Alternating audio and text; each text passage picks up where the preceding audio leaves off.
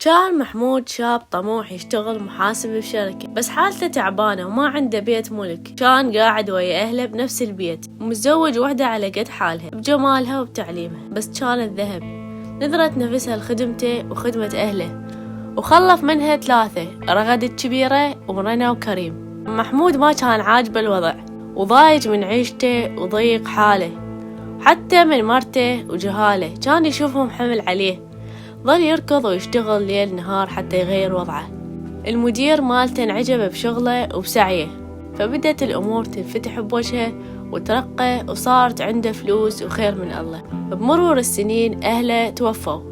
نام محمود انقلب كيانه، عاف البيت وما رجع له. طلق مرته اللي وقفت وياه بالحلوة والمرة وبالفقر بدون سبب، وشمر جهالها بلا معيل.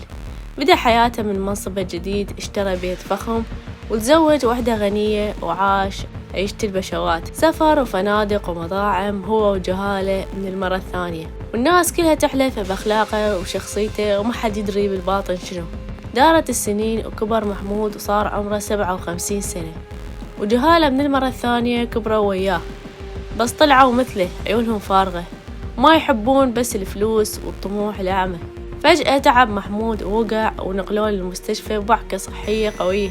طول بالمستشفى، وجهاله أولاد الغنية كانوا يسألون الدكاترة إيش وقت يموت، إيش قد باقي له، بس يريدون الورث.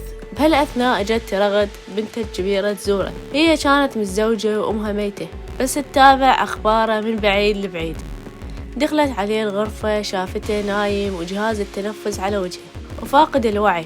وقفت فوق راسه وقالت: تعرفني منو؟ أني رغد، جيت حتى أشمت بيك، تذكرني لو نسيتني؟ أخواني رنا تزوجت وزواجها موفق، وأخويا سافر للخارج، بس أني اللي فشلت بزواجي وبالحياة بعد ما ماتت أمي. عشنا حياة صعبة وانت ما اهتميت بينا، كنت تركض ورا فلوسك وسعادتك. أني ما اجيت حتى أشوفك، جيت حتى أورثك واشوفك تموت. تسمع الصوت اللي برا، ذولا أولادك، واحد يضرب الثاني ويتعاركون على الأموال والبيوت، وانت بعدك ما متت. بلحظتها جهاز القلب بدأ يصفر والأطباء ركضوا. رغد طلعت، بس محمود بلحظة سحرية فتح عيونه وكأن كلامها كان صعقل ضميره.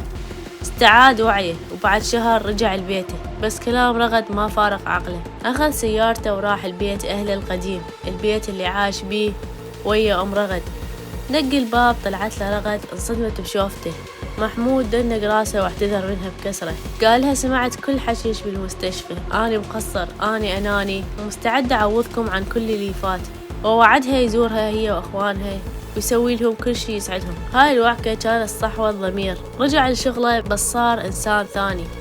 رفض الرشوة، رفض السرقة، ما قبل يمرر أي شغلة عوجة حتى ينجح. صار يصلي وحج بيت الله، وتغيرت معاملته ويا الناس من مصالح إلى خلق طيبة. هذا الشي ما عجب الحيتان اللي يشتغلون وياه. يوم من الأيام اجا واحد من الرؤساء الكبار بالشركة اللي تتعامل وياه بالخارج، وقال له: عندنا صفقة ضخمة بس نريدها تمر بدون تفتيش، ولك مبلغ خيالي منها. ضحك محمود وقال لهم: تبنا إلى الله، ما راح أشارك بأي شي يضر وطني ويقتل شعبي. الرجل هدده، قال له: قبالك أسبوع، لو توقع لو تنقتل. محمود فكر، بس قال: يا ربي، هذا أول عمل أسويه لوجهك الكريم، وأنا راضي باللي يصير. حتى ولده من المرة الثانية حاولوا يقنعوه يوقع خوفا عن الفلوس، بس طردهم. مر الأسبوع الأول وهو يترقب الموت بكل لحظة. مر الأسبوع الثاني وما صار شي، حتى التقى محمود بالشخص اللي هدده. شاف محمود وقال: لقينا غيرك يوقع عنه ويمشي أمورنا، هذا اللي نجاك منه. نام محمود، قدم استقالته، لأن عرف أن الشغل بهالمكان صار للحرامية بس. طلع هو مرتاح البال والضمير.